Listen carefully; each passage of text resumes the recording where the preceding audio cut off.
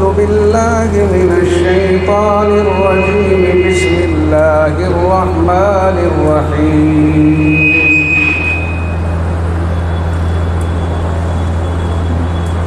يا أيها الذين آمنوا اتقوا الله حق تقاته ولا تموتن إلا وأنتم مسلمون.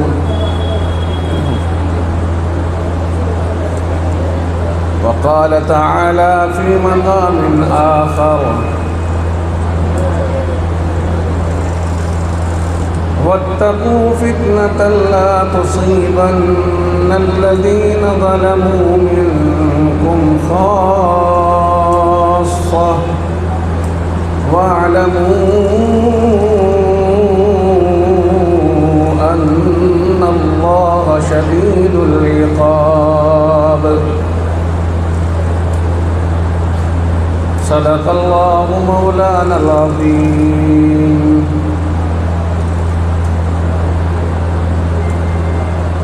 وقال تعالى في مقام آخر: قل هل يستوي الذين يعلمون والذين لا يعلمون إنما يتذكر أولو الألباب. صدق الله مولانا العظيم.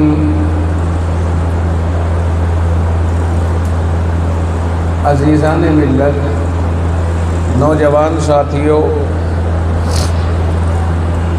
پیارے دوستوں اور دینی بھائیوں،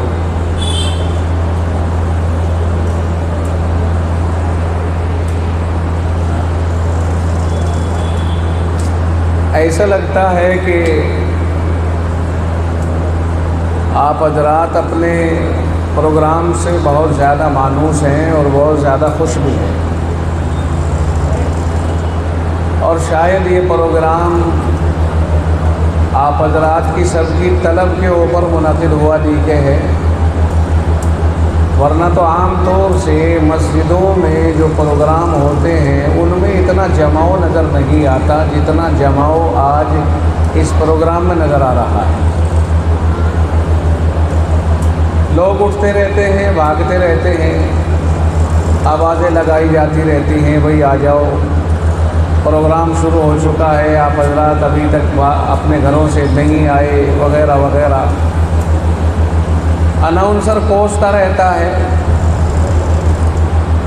لیکن آپ حضرات ماشاءاللہ بہت جماؤ، محبت اور ثابت قدمی کا ثبوت دے رہے ہیں۔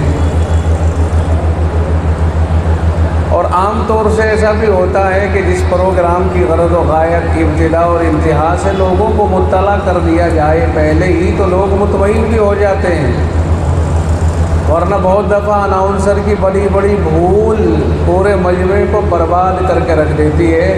اناؤنسر کبھی کبھی ایسے کہتا ہے ہماری فہرست میں بڑے بڑے مقرر موجود ہیں، ایک پر ایک چڑھتا اور بڑھتا ہوا مقرر ہے، اور ہندوستان ہی کے نہیں بلکہ عالم اسلام کے مائع ناز مقررین ایک طویل فہرست ہمارے پاس موجود ہے۔ اب لوگ سمجھنے لگتے ہیں اتنی لمبی فہرست ہے تو یہ آدھی رات کے بعد تک پیچھے چھوڑیں گے، بہتر ہے کہ نکل لیا جائے۔ اور نہ کسی کو یہ بتایا جاتا کہ ہمارا پروگرام کب چلے گا اور کب ختم ہوگا، دعا کب ہوگی، آخری وقت کب ہے۔ اس لیے لوگ ڈرتے رہتے ہیں کہ جب پہلے مقرر نے گھنٹہ لے لیا ایک تو طویل فہرست بتا رہے تھے، ابھی تو پتہ نہیں اگلے کتنا لمبا ٹائم لے لیں گے، اس لیے لوگ بھاگ جاتے ہیں۔ اور اگر یہ پتہ چل جائے کہ ہمارا پروگرام فلاں ٹائم ختم ہو جائے گا تو ڈر نکل جاتا ہے آدمی کے دل سے، اور وہ بیٹھ جاتا ہے کہ بھئی یہ آخری وقت ہے۔ ایسا لگ رہا ہے کہ ہو سکتا ہے آپ کو بھی آخری وقت سے مطلع کر دیا دیکھے ہے، اگرچہ آخری وقت کا علم تو اللہ ہی کو ہے۔ مگر کچھ آخری وقت ایسے تخمینے ہوتے ہیں کہ جن کے بارے میں لوگ اپنے پاس بھی علم سمجھتے ہیں کہ ہم یہ کہنے لگے کہ انشاءاللہ 12 بجے دعا ہو جائے گی، تو ہمارا تخمینہ ہے یہ، اللہ ہمیں 12 بجے تک سلامت رکھے، آگے تک بھی سلامت رکھے مثلا۔ تو بہت اچھی بات ہے کہ آپ کا یہ جماؤ اور آپ کا یہ اس طرح مل کر کے بیٹھنا اطمینان و سکون کے ساتھ میں، یہ اچھا پیغام دے رہا ہے، اور اسی طرح سے ہمیں مل جل کے اور محبت کے ساتھ جلسوں کو اور دینی جلسوں کو خاص طور سے سننا چاہیے۔ آج کل سننے میں بہت زیادہ افراط و تفریط ہوتی ہے کہ لوگ یہ طلب کرتے ہیں کہ مقرر خوب جم کے بولے، لیکن سامعین کو اپنی ذمہ داری کا احساس نہیں ہوتا ہے کہ ان کی بھی کوئی ذمہ داری ہے۔ بہت تیز آواز تو نہیں ہو رہی، کہیں تیز محسوس ہو رہی ہے مجھے، اگر اس کا ایک چھوٹا سا پوائنٹ کم کر دیا جائے، ہاں ذرا سی ایک پوائنٹ کم کر دی جائے تو مجھے لگتا ہے کہ زیادہ بہتر ہوگا۔ بہت تیز آواز بھی تنگ کر دیتی ہے۔ تو سامعین کو اپنی ذمہ داری کا احساس نہیں ہوتا ہے، مقررین میں کمپٹیشن لڑاتے رہتے ہیں بیٹھے ہوئے، نہ انہیں یہ اندازہ ہوتا کہ جم کے اطمینان کے ساتھ توجہ کے ساتھ سننے سے بولنے والے کے اوپر باتوں کا ورود ہوتا ہے، اور اگر ہم بے توجہ رہیں، بے توجہی کا شکار رہیں، تو اس سے بولنے والے کا ذہن خرد برد ہو جاتا ہے، اور اس نے جو کہنا ہے وہ اس کے ہاتھ سے چلا جاتا ہے۔ اور یہ بھی ہوتا ہے کہ جتنے بڑے بڑے سمجھدار بیان کے مخاطب بننے کے قابل ہوتے ہیں، وہ پیچھے کو سرک کے بیٹھتے ہیں، اور آوا کا آوا پورے ہندوستان میں کہیں بھی دیکھا ہو، بچوں کو مقدم رکھا جاتا ہے جلسوں کے اندر، جو بیٹھے بیٹھے حرکت کرتے رہتے ہیں۔ اس کا ایک مستقل اثر پڑتا ہے۔ جو سامعین سمجھدار ہوتے ہیں وہ کنارے لگے رہتے ہیں، دور ہٹے ہوئے رہتے ہیں، اور جو چھوٹے چھوٹے بچے ہیں وہ آگے بڑھے ہوئے رہتے ہیں، جن بیچاروں کو یہ پتہ نہیں ہوتا کہ مقرر نے کیا کہا اور کیا کہنا چاہ رہا ہے اور کیا اس کا مطلب ہے، اس لیے کہ ان کی سمجھ تو اتنی ہوتی نہیں جو ان باتوں کو کیچ کریں۔ وہ تو بڑوں کے لیے باتیں ہوتی ہیں، بڑوں کے لیے نصیحتیں ہوتی ہیں، تو انہیں بڑے سمجھ سکتے ہیں، وہ بیٹھے ہوتے ہیں عام طور سے اتنی دور کہ جہاں سے وہ اپنے سمجھنے کا اشارہ بھی نہیں دے پاتے ہیں۔ اچھا، یہ بڑے پیچھے اور چھوٹے آگے کیوں ہوتے ہیں؟ اس کی وجہ یہ ہے کہ بڑے گھروں سے بمشکل تمام نکل کے آتے ہیں، اور بڑی منت سماجت کے بعد میں وہ جمع ہوتے ہیں، تو ان کا نمبر ہی بیچاروں کا بہت پیچھے آتا ہے۔ اور یہ چھوٹے چھوٹے بچے جب سے مائک میں آواز شروع ہوتی ہے، جب سے ڈیوٹی دیتے ہیں، اس لیے یہ اگلی جگہ کے اوپر حاوی ہو جاتے ہیں۔ تو کئی وجوہات ہوتی ہیں اس کی، لیکن مجھے آپ کے مجمع کے اندر اور آپ کی اس محفل کے اندر بڑی سنجیدگی نظر آ رہی ہے۔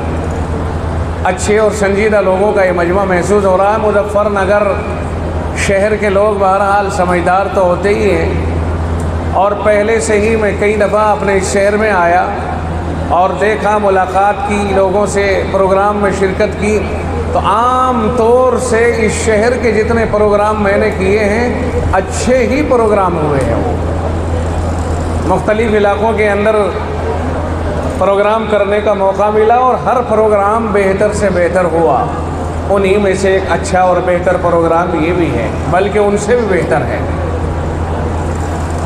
آپ حضرات یہاں جو کیوں جمع ہوئے ہیں، یہ تو آپ حضرات کو معلوم ہے ہی کہ آپ کی اس مسجد میں مکتب بھی چل رہا ہے، اور اس میں کچھ بچے قرآن کریم پڑھ کر کے حافظ ہوئے ہیں، اور کچھ بچے قرآن کریم کو پڑھ رہے ہیں، جو انشاءاللہ اپنی اپنی باری پر حافظ ہوتے رہیں گے، اور کچھ بچے قرآن کریم کو ناظرہ دیکھ کر کے بھی پڑھ رہے ہیں۔ انشاءاللہ اللہ تعالیٰ انہیں بھی حافظ ہونے کے لیے اسباب عطا فرمائے گا۔ امید یہ رکھی جانی چاہیے کہ ہمارے یہ بچے جو قرآن کریم پڑھ رہے ہیں، اللہ تعالیٰ انہیں مضبوط اور بہتر سے بہتر حافظ بھی بنائے اور اس کے بعد انہیں اچھا عالم بھی بنائے۔ اگرچہ بعض ناسمجھ کم فہم قسم کے لوگ جن بیچاروں کو یہی پتہ نہیں ہے کہ وہ ہیں کون اور یہ ہیں کون، اس طرح کے لوگوں کی سمجھ میں قرآن کی تعلیم نہیں آ رہی ہے۔ آج کل کچھ ایسا ماحول بدلا سا نظر آ رہا ہے کہ بہت سے لوگ قرآن کریم پڑھنے والے اور قرآن کریم پڑھانے والوں کو امت کو برباد کرنے والا سمجھتے ہیں، اور یہ اپنی زبان سے بھی کہتے ہیں کہ انہوں نے قوم کے بچوں کو سوائے برباد کرنے کے اور کچھ نہیں دیا ہے۔ آپ یہ تعجب کریں گے کہ ہم تو نہیں کہتے ہیں صاحب اس طرح کی بات، آپ کون سی بات ذکر کرنے لگ گئے؟ ہم تو ایسی بات نہیں کہتے۔ تو میں یہ بات آپ کے سامنے اشارتاً کہہ رہا ہوں کہ ایسے رجحانات آپ کے سامنے آئے نہ آئے مگر ہمارے سامنے بہت آتے رہتے ہیں، اور انہیں یہ اندازہ ہی نہیں ہوتا ہے کہ ہیرے اور عام پتھر میں کیا فرق ہوتا ہے۔ وہ پتھر کو ہیرا اور ہیرے کو پتھر سمجھ جاتے ہیں۔ جوہری ہی جوہر کی قدر جانتا ہے، جس بیچارے کو گھسیارے کو کیا پتا کہ جوہر کیا ہوتا ہے۔ اگر کوئی گھسیارا سونار کی دکان پر لا کر کے بٹھا دیا جائے، اس بیچارے کو کیا پتا، اس سے تو یہ پوچھو کہ یہ گھاس کہاں کون سے جنگل میں پیدا ہوتی ہے اور اس کو کون سے ڈھور ڈنگر کھاتے ہیں اور کون کھاتے نہیں ہے، اسے اس کا تو پتہ ہوگا، مگر جواہرات اور سونے چاندی کے بارے میں اسے کچھ پتہ نہیں ہے۔ اور آج کل گھسیارے فیصل بنتے جا رہے ہیں۔ آپ شاید میرے ان جملوں کو سخت سمجھ رہے ہوں گے، کیوں یہ سخت جملے استعمال نہ کروں جبکہ ہمیں انتہائی خطرناک جملے سننے کے موقع ملتے ہیں، اور ہمارے لیے وہ کوئی اور نہیں ہوتے، ہمارے ہی بھائی ہوتے ہیں، ہمارے ہی افراد ہوتے ہیں، ہمارے ہی گھروں کے چشم و چراغ ہوتے ہیں۔ ہمیں اجنبی اگر کچھ کہتا ہے اس سے ہمیں کوئی تکلیف نہیں، تکلیف اس سے ہے جو اپنا ہونے کا دعویٰ کر رہا ہے۔ ایک غیر مسلم اگر ہماری تنقیر کرتا ہے تو ہمیں اس کے اوپر کوئی تکلیف نہیں ہونی چاہیے، اس لیے کہ اسے معلوم ہی نہیں کہ قرآن کیا چیز ہے، عالم کیا چیز ہے، حافظ کیا چیز ہے، امام کیا چیز ہے، اسے پتہ نہیں ہے۔ لیکن جنہیں معلوم ہونا چاہیے اور جن کی ڈیوٹی اور وظیفہ ہے کہ وہ جانے اس بات کو، وہ اس طرح کی باتیں کرنے لگ گئے ہیں۔ اس وقت میں اس طرح کے چرچے لاک ڈاؤن کے بعد سے خاص طور سے عام ہونے لگ گئے۔ ابھی چند دن پہلے کی بات، شاید ایک ہفتہ نہیں گزرا ہوگا، مجھ سے ایک آدمی براہ راست یہ کہہ رہا ہے، دیوبند سے لے کر کے نیچے کے مدرسوں تک کو اس نے اپنی ایسی کرسی کے اوپر بیٹھ کر جو گھوم جاتی ہے اور پیچھے کو ہو جاتی ہے، جس میں لمبے پیر کر کے آدمی بے تکلف، اس نے اس آرام دہ کرسی کے اوپر بیٹھ کر کے اللہ کی نعمت کی جو ناقدری کی ہے، میں آپ کو اس لیے بتا رہا ہوں کہ ایسے بدمعاش ماحول کے اندر پیدا ہونے لگ گئے ہیں، انہیں سمجھانے کی سخت ضرورت ہے۔ وہ کہتا ہے کہ ان مدرسوں نے ساری امت کو برباد کر کے رکھ دیا، تباہ کر کے رکھ دیا۔ ان مدرسوں میں 25 سال خراب کر دیے جاتے ہیں اور بچوں کو اتنا بھی نہیں سکھایا جاتا کہ وہ اپنے بچوں کو پال سکے، اپنے بچوں کا پیٹ پال سکے۔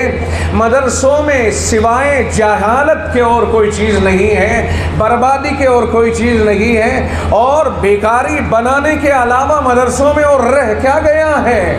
دیوبند بھیکاری بنا رہا ہے، ہاپوڑ بھیکاری بنا رہا ہے، یہ مدرسے سب امت کے بچوں کو بھیکاری بنا رہے ہیں۔ 2 روپے اس کے پاس آ گئے، اس لیے 2 روپے کی گرمی سے وہ اتنی بڑی بات کہہ گزرا۔ وہ کہتا ہے ان سے اپنا پیٹ پالنا نہیں آتا ہے۔ میں نے اس سے کہا ذرا ہلکے جملے کر لو، تھوڑے بھاری ہو گئے، انہیں ذرا ہلکے کر لو، کہ آپ میری بات سمجھے نہیں۔ میں نے کہا میں آپ کا سب کچھ سمجھ رہا ہوں، ذرا سے ہلکے کر لو تو آپ ہی کا فائدہ ہوگا۔ جو آدمی قرآن کریم کی تعلیم کو بربادی کی تعلیم سمجھتا ہے، جو آدمی قرآن کریم کی تعلیم حاصل کرنے والے کو برباد سمجھتا ہے، میں اس سے پوچھنا چاہوں گا کہ پھر آباد آپ کون سی تعلیم میں سمجھتے ہو اور کون سا طبقہ آپ کی نگاہوں میں آباد ہے؟ آپ مجھے یہ بتائیں، کیا وہ طبقہ کہ جسے بھنگیوں اور شمروں کی تمیز نہیں ہے؟ کیا وہ طبقہ آپ کی نگاہوں میں آباد ہے؟ کون سا طبقہ آباد ہے پھر اس کی نگاہوں میں؟ مدرسوں میں تو قرآن پڑھایا جاتا ہے، مدرسوں میں تو اللہ کا دین بتایا جاتا ہے، مدرسوں میں یہ بتایا جاتا ہے کہ رب کہتا ہے ان اللہ لا یغفر ان یشرک بہ ویغفر ما دون ذلک لمن یشاء، اللہ مشرک کی کبھی مغفرت نہیں کرے گا، اور اس کے علاوہ جس گناہگار کو چاہے اللہ اپنی مرضی سے معاف کرنا، اس کی مرضی ہے وہ معاف کر سکتا ہے، لیکن کسی کافر، کسی مشرک، کسی ایمان کا سودا کرنے والے کو کبھی معاف نہیں کر سکتا ہے۔ مدرسوں میں یہ سمجھایا جاتا ہے، کیا یہ بربادی ہے؟ مدرسوں میں یہ سمجھایا جاتا ہے لا الہ الا اللہ محمد الرسول اللہ، اللہ کے سوا کوئی اور عبادت کے لائق ذات نہیں ہے، اور محمد صلی اللہ علیہ وسلم اللہ کے آخری پیغمبر ہیں، اس کے رسول ہیں، اس کے بندے بھی ہیں، اس کے رسول بھی ہیں، اور ان کے ذریعے اللہ تعالیٰ نے اس کائنات کے اندر ہدایت کا سامان فراہم کیا ہے۔ انہیں اللہ تعالیٰ نے اپنے اور اپنی مخلوق کے ذمہ درمیان واسطہ بنایا ہے۔ مدرسوں میں یہ سمجھایا جاتا ہے، مدرسوں میں یہ بتایا جاتا ہے کہ تم جس ماں باپ سے پیدا ہوئے ہو اس کے تمہارے اوپر کچھ حقوق ہیں۔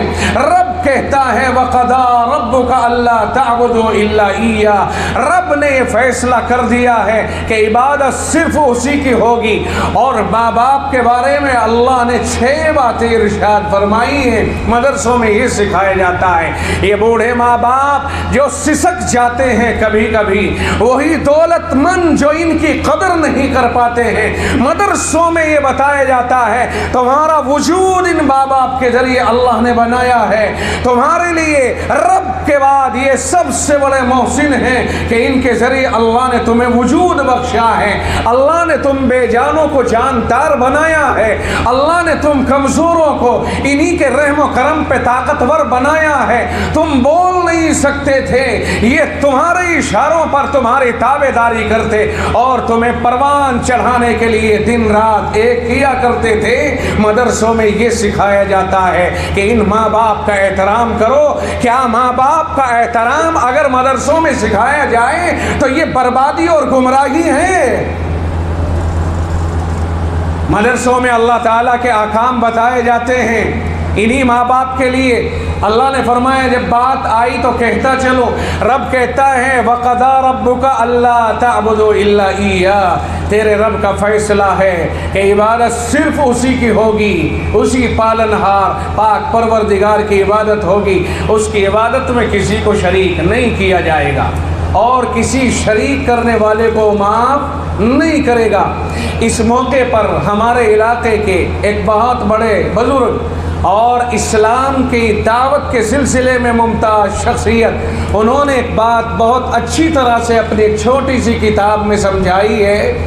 انہوں نے کہا کہ اللہ تعالیٰ مشرک کو معاف نہیں فرمائے گا، اور حسی طور پر مثال دے کر کے انہوں نے اس بات کو عقل کے قریب کیا ہے تاکہ سمجھنا آسان ہو جائے۔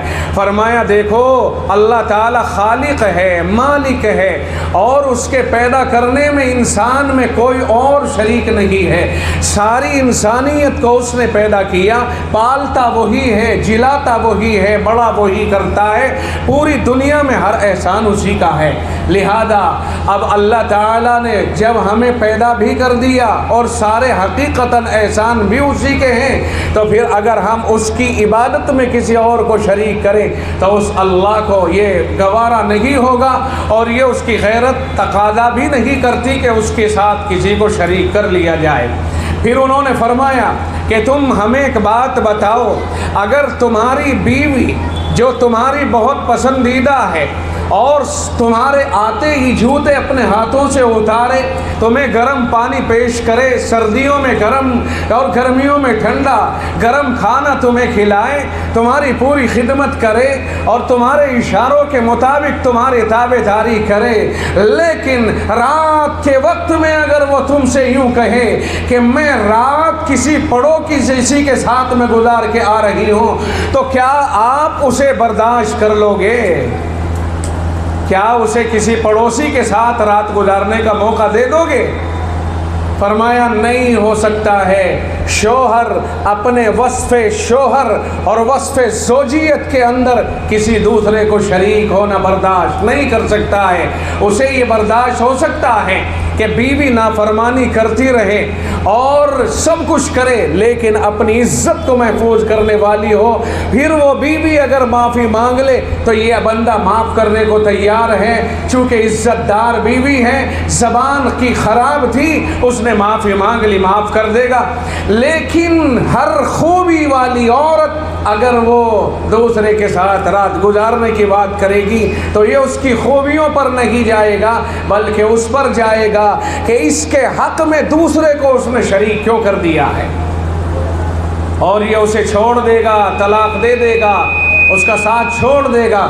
اس طرح سے انہوں نے سمجھانے کی کوشش کی ہے اور یہ بتانے کی کوشش کی ہے کہ رب ذوالجلال گناہ گار کے گناہوں کو جب وہ آنسو بہا لے معاف کر دیتا ہے، اور اگر کوئی آنسو بھی نہ بہائے، پروردگار کو اس کی کوئی ادا پسند آ گئی، اللہ کی مرضی ہے وہ اسے معاف کر دے، لیکن اگر کوئی آدمی اس کی خالقیت میں، اس کی عبادت میں کسی دوسرے کو شریک کر لے گا، اللہ اسے معاف نہیں فرمائے گا۔ اس کے لیے سخت اعلان جاری کر دیا، ان اللہ لا یغفر ان یشرک بہ ویغفر ما دون ذلک لمن یشاء، اللہ مشرک کی مغفرت نہیں کرے گا۔ جب بندہ اپنے شوہر ہونے میں جس نے اپنی بیوی کے اوپر صرف یہ احسان کیا ہے کہ اسے اپنے گھر میں رکھ کر کے اس کے کھانے پینے کا انتظام کرتا ہے، باقی اس کی زندگی اس کی دی ہوئی نہیں، اس کے سانس اس کے ہاتھوں سے دیے ہوئے نہیں، وہ پورا وجود اللہ کا دیا ہوا ہے، بس صرف اس نے تو اسے روٹیوں کا انتظام کیا ہے۔ محض اتنے سے احسان کی بنیاد پر یہ بندہ اپنے رات والے حصے میں کسی دوسرے کی شرکت کو برداشت نہیں کر سکتا ہے، اور اس بندے کو اتنی غیرت آتی ہے کہ اگر بیوی اس طرح کی حرکت کرے یہ اسے ساتھ رکھنے کو تیار نہیں ہوتا ہے، پھر خلاق عالم جس نے وجود بخشا ہے وہ اپنی عبادت میں اس بندے کے لیے کسی دوسرے کو شریک کیسے برداشت کر سکتا ہے؟ اس لیے یہ معافی کے قابل جرم نہیں ہے۔ مدرسوں میں یہ سکھایا جاتا ہے۔ کیا یہ سکھانا جرم ہے؟ کیا یہ سکھانا گمراہی ہے؟ کیا یہ سکھانا امت کے نونہالوں کو برباد کرنا ہے؟ یہ بات مدرسوں میں سکھائی جاتی ہے۔ قرآن کریم میں رب نے کہا وَبِالْوَالِدَيْنِ إِحْسَانًا، ماں باپ کے ساتھ حسن سلوک کرو۔ حسن سلوک کا مطلب عام ہے، اگر کپڑے نہیں کپڑے بناؤ، بیمار ہو جائے علاج کراؤ، کھانے کو نہیں کھانے کا انتظام کرو، مکان نہیں رہائش کا انتظام کرو، ہر اعتبار سے اولاد کے اوپر ڈالا ہے کہ تمہارے لیے تمہارے ماں باپ کے ساتھ اچھا سلوک کرنا ضروری ہے۔ اور اللہ کے نبی صلی اللہ علیہ وسلم نے تو یہاں تک ارشاد فرمایا ہے انت ومالک لابیک، تم بھی اور تمہارا مال بھی تمہارے باپ کا ہے۔ اگر تمہارے مال میں سے تمہارا باپ تمہاری اجازت کے بغیر کپڑے بنا لے، کھانا کھا لے اور اپنے لیے انتظام کر لے، اس میں اولاد کو کسی طرح کے اعتراض کی کوئی گنجائش نہیں، کیونکہ ماں باپ کی اتنی خدمت اولاد کی خود کی ذمہ داری ہے۔ الگ ہو کر کے بیٹھ جاتے ہیں، الگ ہو کر کے منہ پھیر کر کے بیٹھ جاتے ہیں، نہ جانے کتنے ماں باپ ہیں جو تڑپ رہے ہیں، اور امیر ترین اولاد کے ماں باپ ہیں جو آنکھوں میں آنسو لیے پھرتے ہیں، ان کی طرف سے بے چین ہیں، پریشان ہیں۔ بہت سارے ایسے لوگ ہیں، مدرسوں میں یہ بتایا جاتا ہے کہ یہ ماں باپ تمہارے لیے نعمت غیر مترقبہ ہے، اس کے ساتھ اچھا سلوک کرنا یہ تمہاری ذمہ داری ہے۔ इम्मा यबलुगन्ना इंदकल किबरा अहदुहुमा औ किलाहुमा, अगर बुढ़ापे की हालत को पहुंच जाए दोनों या उनमें से कोई एक और तुम जवान हो, तो अल्लाह ताला ने फरमाया फला तकुल लहुमा उफ़िन, फरमाया कि तुम उन्हें माँ बाप को उफ तक न कहो, वला तनहरहुमा, और उन्हें झिड़कने की ज़रूरत नहीं। फिर रब क्या करें? रब ने कहा ये कर वकुल लहुमा कौलन करीमा, उन्हें नरम नरम गुफ्तगू करके उनका दिल जीत ले, नरमी के साथ उनके साथ गुफ्तगू किया कर। माँ बाप को झिड़कना, माँ बाप को धमकाना, माँ बाप का विरोध करना, उनका दिल तोड़ना कतअन जायज़ नहीं रखा है शरीयत इस्लामिया ने। कुरान करीम ने ये बयान फरमाया है। बूढ़े माँ बाप अगर बुढ़ापे को पहुँच जाएं और हमारी ज़िंदगी में पहुंच जाएं, हम जिंदा हैं, हमारे लिए ज़रूरी है कि अपने माँ बाप के साथ इन हालात से पेश आएं और ये अंदाज़ इख्तियार करें। ये मदरसों की तालीम है जो मदरसों में दी जाती है। इसके अलावा जितने कॉलेजेस, और मैं उनको चैलेंज नहीं करता, मैं उस शख्स के ऊपर तनकीद कर रहा हूँ जिसके नज़रियात मैंने ये पाए और उसने साफ कहा कि अगर इंसानियत और इंसान को बेहतर बनाया जा रहा है आज कॉलेजों के अंदर, मुझे तकाबुल करने की कोई ज़रूरत नहीं। कॉलेज भी हमारे, यूनिवर्सिटीज़ भी हमारी, और ये इदारे हमारे, मदरसे हमारे, हम इनमें इस तरह के इम्तियाज़ न करें और न हमें करने की कोई ज़रूरत। हम सिर्फ ये कहना चाहते हैं कि मदारिस इन सब से ऊपर हैं और रहेंगे, इसलिए कि मदरसों में कुरान पढ़ाया जाता है, हदीस पढ़ाई जाती है, फ़िक़्ह पढ़ाया जाता है, दीन इस्लाम पढ़ाया जाता है, कुरान जो सबसे बुलंद मकाम रखने वाला है वो पढ़ाया जाता है। अगर कुरान तुम्हारी निगाहों में बुलंद तरीन दर्जे की किताब है, और यकीनन है, आपके और मेरे कहने से नहीं बल्कि रब ने उसका मकाम सबसे ऊंचा बनाया है, अगर हमारा इस पर यकीन है तो फिर ये तो मदरसों में पढ़ाई जाती है, फिर मदरसे क्यों ऊपर न हो कि उसमें तो वो पढ़ाया जाता है जो सबसे ऊपर है। मदरसों से किसी इदारे को टकराना ये इंतहाई जहालत की बात है। मदरसों से किसी इदारे का मुकाबला नहीं किया जा सकता है। अगर मुकाबला करने की कोई कोशिश करता है तो फिर इसका मतलब ये हुआ कि वो कुरान से किसी किताब का टकराव कर रहा है, और कुरान से किसी किताब का मुकाबला नहीं किया जा सकता है। कुरान अल्लाह का कलाम है और दीगर कलाम बंदों के कलाम है। भला बंदों का कलाम, बंदों की लिखी हुई किताब, बंदों का लिखा हुआ संविधान, बंदों का लिखा हुआ कानून, बंदों का और लोगों का लिखा हुआ जितना भी लिटरेचर है वो इतना ही फर्क रखता है जितना खुदा और खुदा के बंदों में है। बात समझ में आ रही कि नहीं आ रही है? ये दौर बड़े अजीब और गरीब स्थिति से गुजर रहा है। माहौल बेइंतहा मुकद्दर होने की तरफ जा रहा है। आज ये अंदाज़ा लगाने वाले बहुत कम रह गए हैं कि खरा और खोटा क्या है। तालीम के नाम पर मैं ये बात बार बार कह रहा हूँ और जगह जगह, और मैंने ये अपना मिशन बनाया है। पूरे साल जहाँ जहाँ मुझे ये मौका मिलेगा मैं हर जगह ये बात दोहराता रहूँगा।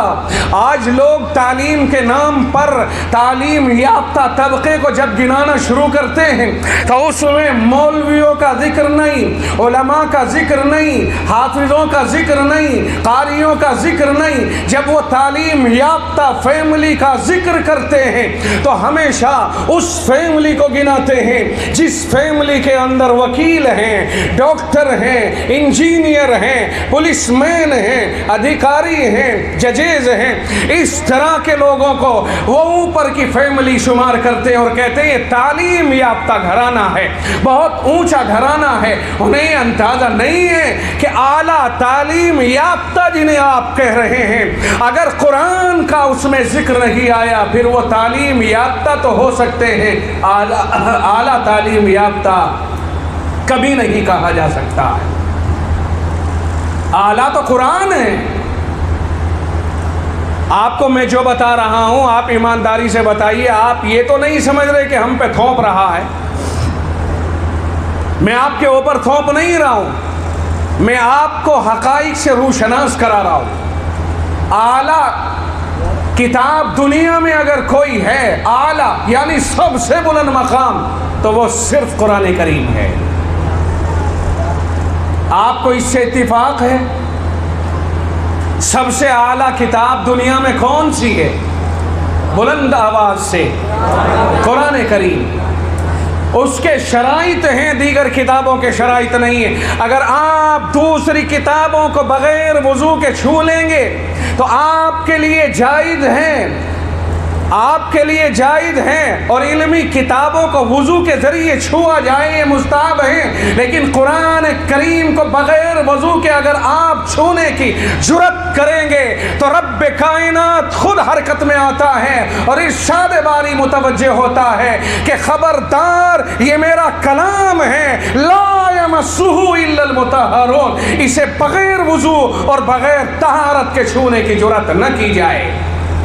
कुरान के छूने के भी शराइत हैं, कुरान के पढ़ने के भी शराइत हैं, कुरान की हर चीज़ के एतबार से शर्तें हैं, दूसरी चीज़ों की वो शर्तें नहीं हैं।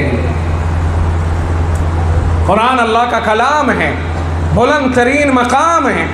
एक एक हर्फ को पढ़ने के ऊपर 10-10 नेकियों का वादा जनाब मुहम्मदुर रसूलुल्लाह सल्लल्लाहु अलैहि वसल्लम ने अपनी ज़बान मुबारक से इरशाद फरमाया है। और यूँ इरशाद फरमाया, मन क़रा हरफ़म मिन किताबिल्लाहि फलहु हसनतुन वल हसनतु बिअशरि अमसालिहा।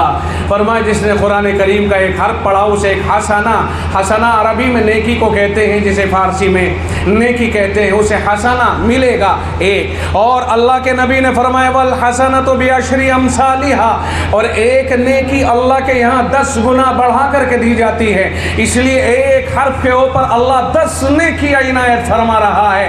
आपने इरशाद फरमाया वला अक़ूलु अलिफ लाम मीम हरफुन, मैं नहीं ये बात कहता हूँ कि अलिफ लाम मीम एक हर्फ है, बल अलिफुन हरफुन व लामुन हरफुन व मीमुन हरफुन, ये अलग अलग हुरूफ हैं। अलिफ लाम मीम जिसने कहा उसे 30 नेकी अल्लाह की तरफ से मिल जाती हैं। नेकियों का वादा एक एक हर्फ के ऊपर अगर किसी चीज को पढ़ने पर है वो सिर्फ किताबुल्लाह है, कलामुल्लाह है, कुरान करीम है। इसके अलावा किसी को पढ़ने पर नेकियां तो मिल सकती हैं, एक एक हर्फ के ऊपर नेकियों की वो तरतीब जो कुरान करीम में है वो किसी दूसरी किताब के लिए हरगिज नहीं है।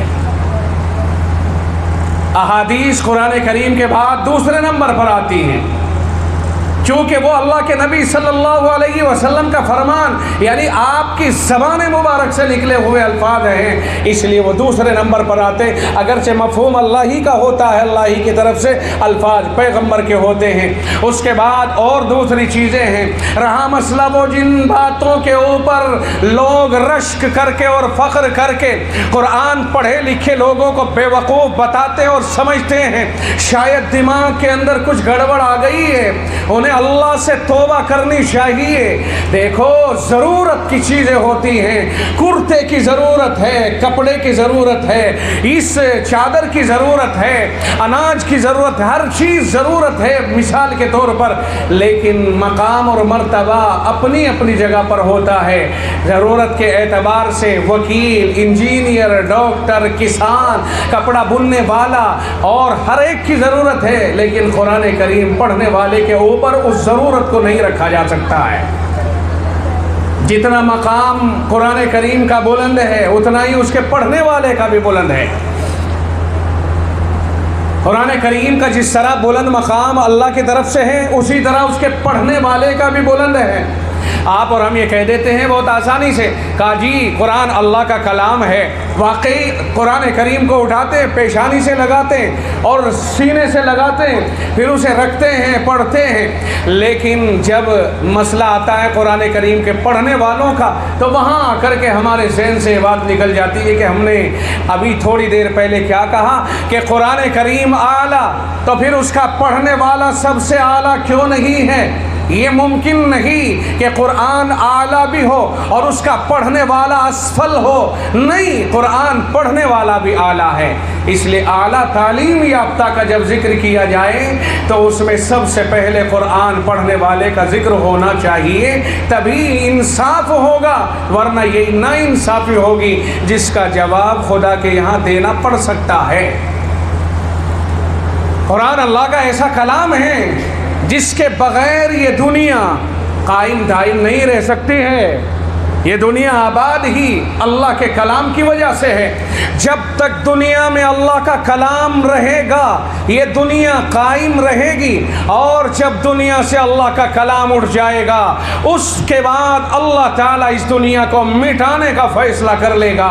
رب کہتا ہے وَمَا خَلَقْتُ الْجِنَّ وَالْإِنسَ إِلَّا لِيَعْبُدُونَ، میں نے انسان و جنات کو عبادت کے لیے بنایا ہے، اور یہ دنیا عبادت کی وجہ سے قائم ہے، اور عبادت کے لیے علم کی ضرورت ہے، اور علم کے لیے عالم کی ضرورت ہے۔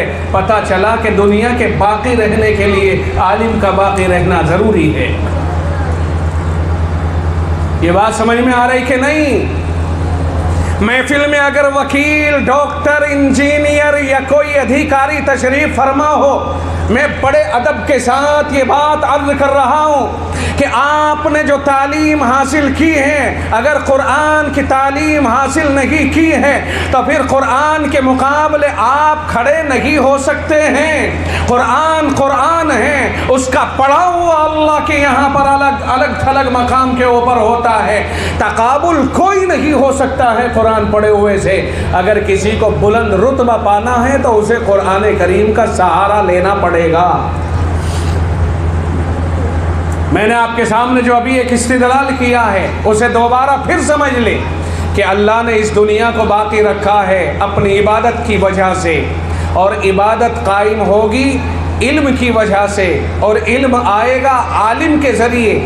اس لیے پتہ چلا کہ دنیا قائم رہتی ہے عالموں کی برکت سے، جنہیں ہم نے آج کے دور میں سمجھا کہ فضول کی باتیں ہیں، یہ مولوی ملا اور اپنا پیٹ نہیں پال سکتے ہیں، اس طرح کی باتیں کہنے والے کئی لوگوں نے ہمارے سامنے کہی ہے کہ سب بیکار پڑھا دیا، لکھا دیا، حافظ بنا دیا، مولوی بنا دیا، کیا کیا؟ یہ کما نہیں سکتے ہیں، فیملی نہیں پال سکتے ہیں۔ میں پوچھنا چاہوں گا ان کی فیملیوں کو کون پال رہا ہے؟ خدا کی قسم، خدا کے دین سے وابستہ آدمی سے بہتر پاکیزہ اور صاف ستھری زندگی اگر کوئی گزار رہا ہے تو ذرا اٹھ کر کے دکھا دے ہمیں کہ ہماری زندگی ان سے بہتر ہے۔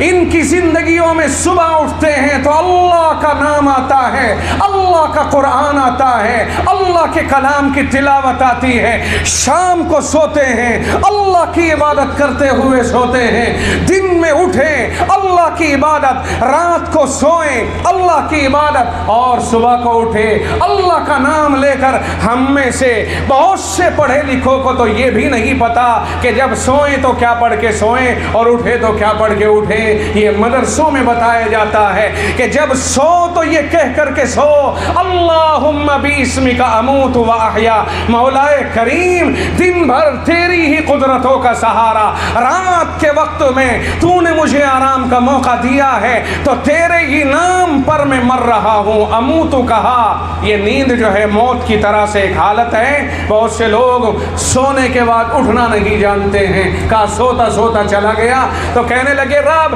تیرا ہی نام لے کر کے سو رہا ہوں، تیرا ہی نام لیتے ہوئے اٹھوں گا۔ اسی لیے اٹھنے کے بعد کہا جاتا ہے الحمدللہ الذی احیانا، تمام تعریفیں اسی اللہ کے لیے ہیں جس نے ہمیں بیدار کر دیا، زندگی عطا فرما دی، بعد ما اماتنا، موت دینے کے بعد، یعنی نیند موت کا دوسرا پہلو ہے۔ انسان کا صرف سانس چلتا رہتا ہے، باقی اعضاء اس کے معطل ہو گئے ہیں، اس لیے اسے موت سے تعبیر کیا گیا ہے۔ وَإِلَيْهِ النُّشُورُ، اور اسی کی طرف لوٹ کر کے جانا ہے۔ یہ صبح کو اٹھ کر کے پڑھتے ہیں، یہ مدرسوں کے اندر یہ تعلیم دی جاتی ہے۔ کیا یہ تعلیم گمراہی ہے؟ کیا یہ تعلیم بربادی کا ذریعہ ہے؟ مدرسوں میں بتایا جاتا ہے کہ جو آدمی سود کھاتا ہے اگر 1 درہم کے برابر بھی کھا رہا ہے تو اپنی ماں کے ساتھ زنا کرنے کی طرح گناہ کر رہا ہے۔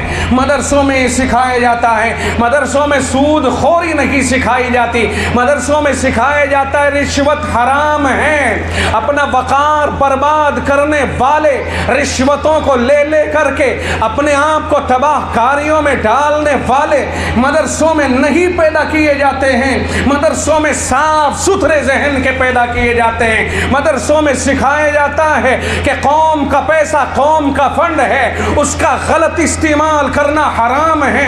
مدرسوں میں یہ نہیں بتایا جاتا ہے کہ صاحب کوئی حرام کام کر لے تمہاری حمایت کی جائے گی۔ مدرسے پاکیزگی کا مرکز ہے اور ان میں یہی تعلیم دی جاتی ہے۔ کیا یہ تعلیم گمراہی ہے؟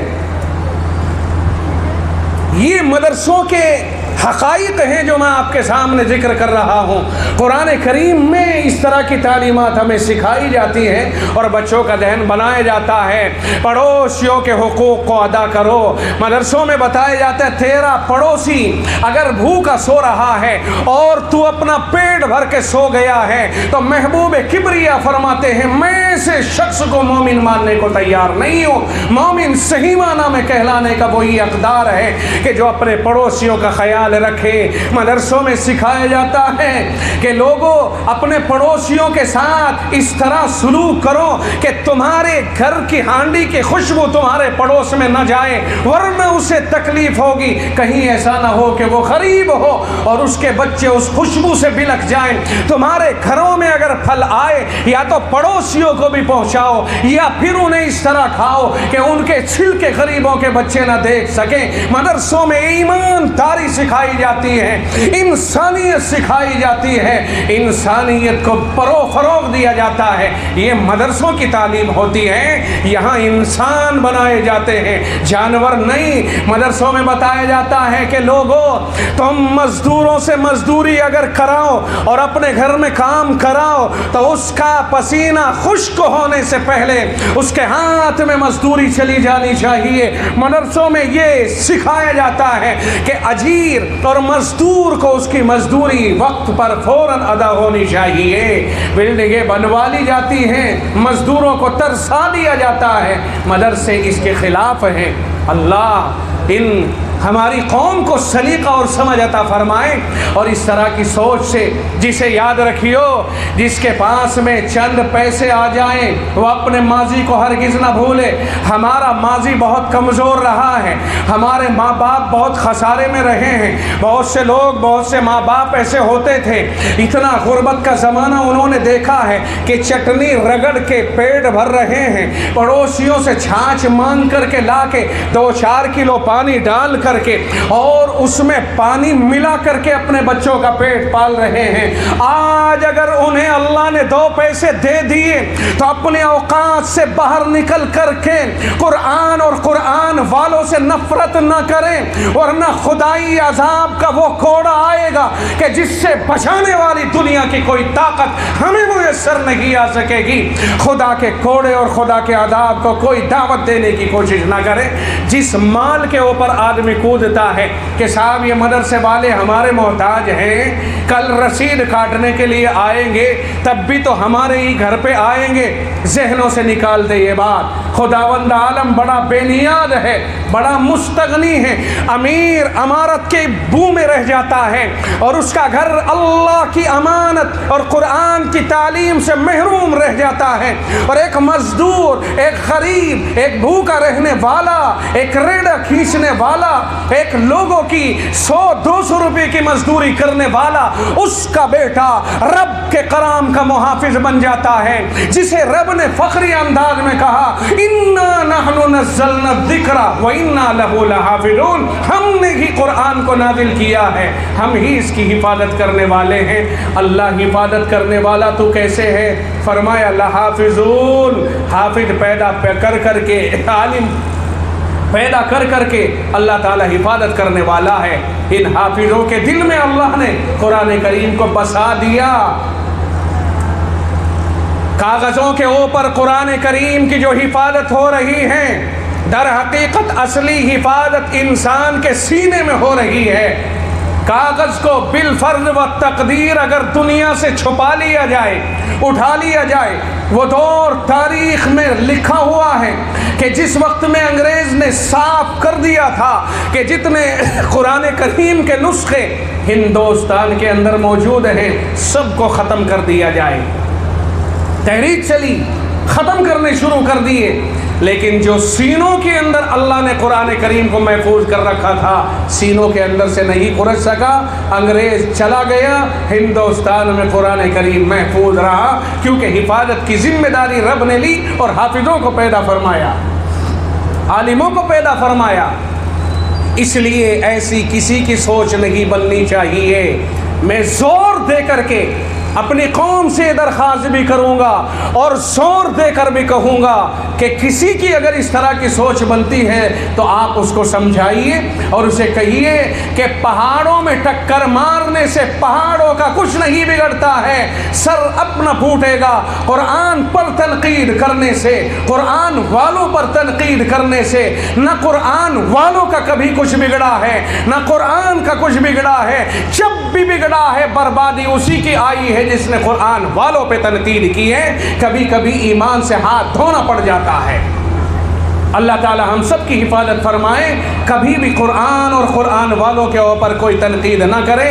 دولت کوئی حیثیت نہیں رکھتی ہے، اس کی وجہ سے کوئی آدمی اپنے آپ کو بڑا نہ سمجھے، اس لیے کہ اللہ کے نبی علیہ الصلوۃ والسلام نے جو ارشاد فرمایا ہے اس کا مطلب یہ ہے کہ اگر ساری کی ساری کائنات رب ذوالجلال کی نگاہوں میں ایک مچھر کے پر کے برابر بھی ہوتی تو کسی کافر کو ایک گھونٹ پانی اللہ پینے کے لیے نہ دیتا۔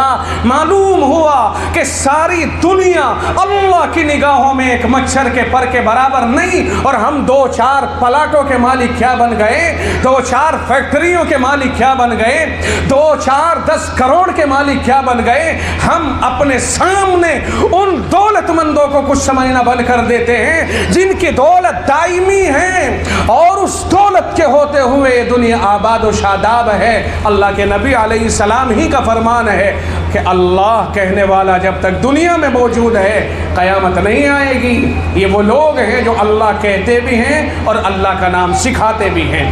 اس لیے بھائیو ان کے سامنے تو کھڑا ہونے کی کوئی جرات ہی نہ کرے، سوچے ہی نہ۔ اللہ کے نبی علیہ السلام سے ایک بات دیکھیں، میں اب اپنی بات کو مختصر کرنے کی طرف جا رہا ہوں کیونکہ پیچھے ہمارے درمیان ہم سب کی بڑے کرم فرما انتہائی روحانی شخصیت اور انتہائی علمی شخصیت حضرت مولانا منیر صاحب دامت برکاتہم تشریف فرما ہے، اور ان کے ہوتے ہوئے اس طرح کی منہ شگافی کرنا یہ قطعاً مناسب معلوم بھی نہیں ہو رہا ہے، اس لیے میں بہت جلدی اپنی بات کو ختم کرنے جا رہا ہوں۔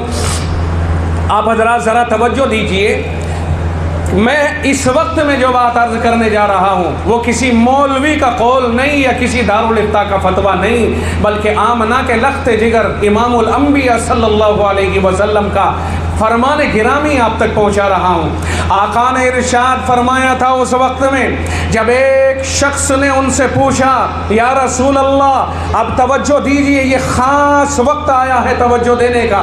آقا نے ارشاد فرمایا اس شخص کے سوال کے جواب میں جس نے یوں سوال کیا، اللہ کے نبی آپ ذرا مجھے یہ سمجھا دیجئے کہ عالم افضل ہے یا وہ شخص افضل ہے جو عالم تو نہیں مگر عبادت بہت کرتا ہے؟ سمجھ میں آ رہی کہ نہیں؟ کیا سوال کیا کیا؟ سوال بہت عام ہے۔ سوال یہ ہے ایک طرف عالم ہے، دوسری طرف وہ عبادت گزار ہے جو عالم نہیں لیکن عبادت بہت زیادہ کرتا ہے۔ اگر اس کے سوال کو پھیلایا جائے تو مطلب یہ ہوا کہ عبادت کے اعتبار سے کوئی کوتاہی نہیں، فرائض، واجبات، نفل، مستحبات بہت عبادت کرتا ہے، تہجد، اشراق، اوابین، چاک سب پڑھتا ہے، تسبیح وغیرہ پڑھتا ہے۔ اللہ کے نبی سے سوال کیا گیا ایک طرف تو اتنی عبادت کرنے والا آدمی ہے مگر وہ عالم نہیں ہے، اور دوسری طرف وہ شخص ہے جو عالم ہے، ان دونوں میں مرتبے کے اعتبار سے کون افضل ہے؟ کوئی مالدار ہے عبادت گزار نہیں، کوئی دنیا کا ڈگری ہولڈر ہے، عبادت گزار نہیں، میں ان ڈگری ہولڈروں کی بات نہیں کر رہا ہوں، ان کی تو اوقات ہی کیا ہے، وہ تو 3 میں نہ 13 میں۔ اگر شرعی نقطۂ نظر سے دیکھا جائے تو یہ فیکٹریوں کے مالک اور یہ دنیاوی ڈگری ہولڈر اور دنیاوی تعلیم یافتہ تو 3 میں نہ 13 میں۔ سوال یہ ہے کہ اللہ کے نبی عبادت گزار بندہ سامنے ہے لیکن عالم نہیں ہے، اور اس کے مد مقابل ایک عالم ہے، ان دونوں میں کون افضل ہے؟ صحابی رسول نے، سوال کرنے والے نے دنیاوی ڈگری ہولڈروں کو تو کوئی مقام دیا ہی نہیں، یہ امیر ترین لوگوں کو تو کوئی مقام دیا ہی نہیں، ان کی ویلو ہی کیا ہے، ان کے اوقات ہی کیا ہے، انہیں اپنے اوقات دیکھنی چاہیے۔ اللہ کے نبی علیہ السلام نے فرمایا کہ سن، فضل العالم علی العابد کفضلی علی ادناکم۔ آقا نے فرمایا ایک عالم کی فضیلت عبادت گزار آدمی کے اوپر جو عالم نہیں ہے اتنی ہے جتنی میری محمد الرسول اللہ کی فضیلت تم میں سے سب سے ادنا درجے کے آدمی کے اوپر ہے۔ آپ کی سمجھ میں نہیں آئی حدیث؟ سوال کیا کیا سوال کرنے والے نے؟ دنیا والوں کو ہٹا دیا، دولت مندوں کو ہٹا دیا، سب کو ہٹا دیا، ایک ایسے آدمی کو سوال میں رکھا جو بہت بڑا عبادت گزار ہے، بہت بڑا عبادت گزار ہے، وہ بھی اللہ کا نیک بندہ۔ اس کو سامنے رکھ کر کے ایک عالم کے مرتبے کا سوال کیا کہ عالم کا مرتبہ اس کے مقابلے میں زیادہ ہے یا اس کا مرتبہ زیادہ ہے؟ تو آقا نے کیا ارشاد فرمایا کہ عالم کا مقام اس عبادت گزار کے مقابلے میں اتنا بلند و بالا ہے جتنا میرا مقام تم میں سے ایک ادنا درجے کے مقابلے کے آدمی، ادنا درجے کے آدمی کے مقابلے میں بلند و بالا ہے۔ ذرا دماغوں کے دریچے کھلے کہ نہیں کھلے؟ دوسری حدیث اللہ کے نبی علیہ الصلوۃ والسلام نے بیان فرمائی، اور دیکھیے یہ سخت لہجہ میں اس شہر میں اس لیے اپنا رہا ہوں کہ یہ شہر ہمارا ہے، ہم مظفر نگر سے تعلق رکھتے ہیں، اس لیے ہم اپنے شہر میں کھل کر کے یہ بات کہنے کا پورا حق رکھتے ہیں۔ کہیں کوئی یہ نہ سمجھ لے کہ اجنبی آدمی بیٹھ کر کے بڑا بھڑک رہا ہے، میں اجنبیوں میں نہیں ہوں، میں اپنوں میں ہوں۔ پربالیان بہت قریب ہے گاؤں، میرا وطن پربالیان ہے، مظفر نگر کے بہت قریب۔ یہ الگ بات ہے کہ ہاپوڑ میں ہم ملازمت کرتے ہیں، تو میں یہ بھی ذہن سے نکال دوں کبھی آپ اجنبی سمجھ کر کے اور یہ سمجھے یار کسے بلا دیا بڑا بھڑک کر کے چلا گیا، بالکل نہیں، اپنوں میں بیٹھا ہوں۔ اللہ کے نبی علیہ الصلوۃ والسلام نے دوسری حدیث بیان فرمائی، فضل العالم علی العابد کفضل القمر لیلۃ البدر علی سائر الکواکب، او کما قال علیہ الصلوۃ والسلام۔ فرمایا ایک عالم کی فضیلت عبادت گزار شخص کے اوپر اتنی ہے جتنی 14ویں رات کے چاند کی فضیلت تمام ستاروں کے اوپر ہوتی ہے۔ آپ نے اندازہ لگا لیا 14ویں میں چاند نکلتا ہے، اور زیادہ بڑا تو نہیں ہوتا تو ایک پلیٹ کے برابر ہی ہے، گول پلیٹ کے برابر ہوتا ہے، اور یہ کروڑوں اربوں خربوں ستارے سارے کے سارے اکیلے چاند کے آتے ہی دست بستہ کہتے ہیں بابا ہم چلے، آپ آ گئے تو ہم اپنی روشنی کو واپس لیتے، ہمارے بس کی بات نہیں ہے آپ کے ہوتے ہوئے کہ ہم روشنی دے سکیں، ہماری روشنی چھپ گئی آپ کے سامنے، ہم دعوے دار نہیں ہے کہ ہم افضل ہیں، ہم دعوے دار نہیں ہے کہ ہمارا کوئی وجود ہے۔ چنانچہ چاند کے سامنے بہت سارے تارے تو وہ ہیں جو نظر ہی نہیں آتے حالانکہ موجود ہوتے ہیں، کوئی بھاگا نہیں، اور بہت سارے تارے وہ ہیں جو نظر تو آتے ہیں مگر ان کی روشنی نہیں نظر آتی ہے، روشنی غائب ہو گئی ہے، تاروں کی اب وجود نظر آنا بند ہو گیا ہے، اکیلا چاند ہی تو نکلا تھا نا۔ آقا نے ارشاد فرمایا جو لوگ عبادت گزار ہوتے ہیں اور وہ عالم نہیں ہوتے ہیں ان کا مقام ان تاروں کی طرح ہے جس طرح سے 14ویں رات کے چاند کے سامنے تارے سارے کے سارے بے اوقات اور بے وزن ہو جاتے ہیں۔ دنیا میں امیر آ جائے، غوی بھی آ جائے، ایک عالم دین کے سامنے اس کا وجود اللہ کے نبی نے اسی طرح سے بتا دیا ہے، اس لیے کسی عالم کے سامنے کھڑا ہونے کی کوئی جرت نہ کرے، اس کا مقام ایک مستقل مقام ہے۔ آپ کی سمجھ میں آیا کہ نہیں؟ وہ اکیلا آیا تو پوری دنیا کو روشن کر دیا، چاند اکیلا آیا تو پوری دنیا کو روشن کر دیا، تارے کروڑ ہاں کروڑ تھے، آسمان بھرا پڑا تھا لیکن دنیا اندھیری تھی، کوئی روشنی دنیا کو نہیں مل پائی تھی، لیکن چاند اکیلا نکل کر کے آیا، اس نے سب کو انہیں بھی پیچھے چھپا لیا اور دنیا والوں کو بھی روشنی کا ماحول فراہم کر دیا۔ یہی صورتحال ایک عالم کی ہوتی ہے، عالم کے پاس علوم ہیں، عالم کے پاس رہنمائی ہے، گائیڈ لائن ہے، وہ دنیا کو گائیڈ لائن دکھائے گا۔ اگر اسی وجہ سے کہا جاتا ہے موت العالم موت العالم، ایک عالم کی موت ایسا ہے جیسا کہ پوری دنیا مر گئی ہو، چونکہ وہ دنیا کو راستہ دکھانے والا تھا۔ اب ہم اس کے سامنے ذرا ذرا سی عبادت کر کے، ذرا ذرا سے مال و دولت پہ گھمنڈ کر کے آنے لگے، اس کا مطلب یہ ہوا ناسپاسی ہے۔ میں آپ کے سامنے یہ باتیں اس لیے ذکر کر رہا ہوں کہ ہماری زندگی میں آئندہ کبھی بھی جس طرح اب تک نہیں ہوئی، آئندہ بھی اس طرح کی کوئی کوتاہی سرزد نہیں ہونی چاہیے۔ انہی کا بہرحال ہمارے اوپر احسان ہے اور ہم اس احسان کا بدلہ نہیں دے سکتے ہیں۔ کوئی بھی فتنہ دنیا کے اندر اجاگر ہوتا ہے، ہر فتنے کا مقابلہ انہی لوگوں کے اندر جرأت ہے کہ یہ کرتے ہیں۔ آج بالخصوص آپ دیکھیں گے اگر ان علماء سے اپنے دامنوں کو چھڑا لیا جائے گا تو ہمارے بچے، ہماری اولاد اور ہم کس طرف اور کس ماحول میں نکل جائیں گے؟ کون بتائے گا ہمیں کفر و شرک کی گندگی اور مذمت کو؟ جو کفر پر جاتا ہے وہ ہمیشہ ہمیشہ کے لیے جہنم کا ایندھن بنتا ہے، جو اسلام پر جیتا ہے، اسلام پر مرتا ہے، کلمے پر جیتا ہے، کلمے پر مرتا ہے، وہ ہمیشہ ہمیشہ کے لیے جنتی بنتا ہے۔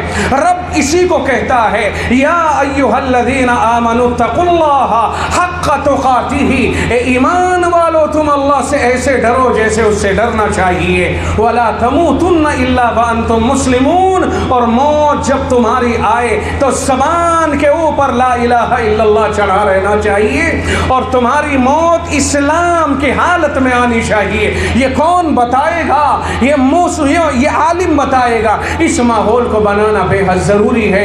جب تک ہمارا ماحول اسلامی ماحول نہیں ہوگا، ایمانداری سے بتاؤ، خدا تو ہر چیز پہ قادر ہے لیکن موت کے وقت میں کلمہ نصیب ہونے کے چانس انہی کو زیادہ ہوتے ہیں جو ماحول میں، اسلامی ماحول میں زندگی گزارتے ہیں۔ اور جن لوگوں کے ماحول سے اسلام نکل جاتا ہے، کفریہ ماحول میں، گندے ماحول میں اور تنقیدی ماحول میں، علماء سے بغض و عداوت اور نفرتوں کے ماحول میں جینا جانتے ہیں، ان لوگوں کے اوپر اللہ کا رحم ہو اپنی جگہ پر، لیکن چانس بہت ہاتھ سے نکل جاتے ہیں کہ آخر میں کلمہ بھی ہاتھ آئے کہ نہ آئے۔ اس لیے اپنے ماحول کو اسلامی ماحول بنانے کی آج کے اس ماحول میں بہت سخت ضرورت ہے۔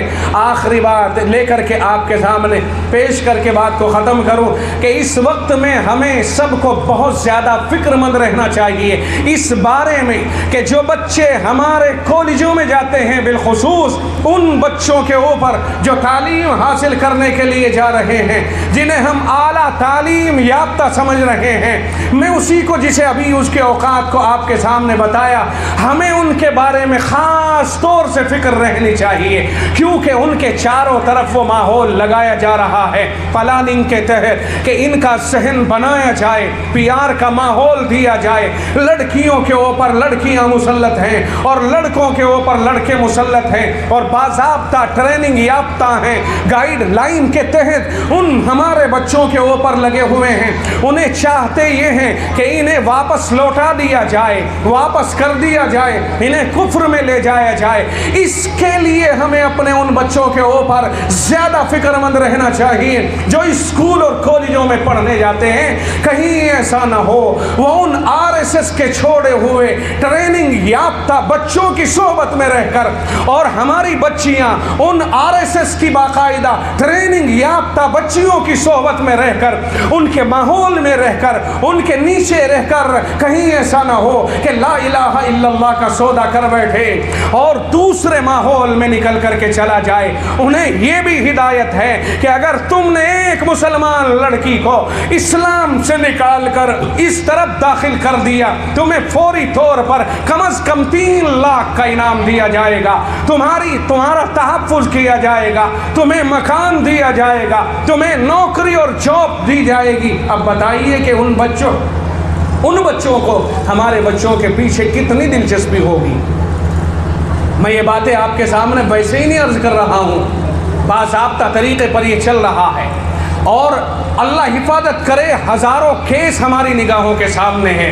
اس ارتداد کی ہوا سے بچنے کے لیے ہمیں اپنے سارے بچوں کو اس بات کی ہدایت کرنی ہوگی، اور میں تبلیغی احباب سے بھی یہ بات ذکر کروں گا، اماموں سے بھی یہ بات ذکر کروں گا، علماء کی خدمت میں دست بستہ یہ گزارش کروں گا کہ ہمارے جتنے طلباء، جتنے بچے اسکولوں میں جاتے ہیں، کالجوں میں جاتے ہیں، ان سب کو کم از کم کچھ بھی نہیں تو اتوار کے دن کم از کم ماحول بنائیے، کم از کم ان سے گھنٹے 2 گھنٹے کا ٹائم مانگیے، اور ان کو یہ اسلامیات، دینیات، ضروریات، اعتقادی باتیں، لا الہ الا اللہ کے فضائل، کفر کی مذمت، دوزخ کی مذمت، دوزخ کی بری حالت ان کے سامنے اور جنت کی اچھی حالت کو ان کے سامنے پیش کیجیے، اور انہیں سمجھا دیجیے کہ کچھ بھی ہو جائے، کچھ بھی ہو جائے، ہم اسلام کا سودا نہیں کر سکتے ہیں، نہ کسی کے دباؤ میں آ کر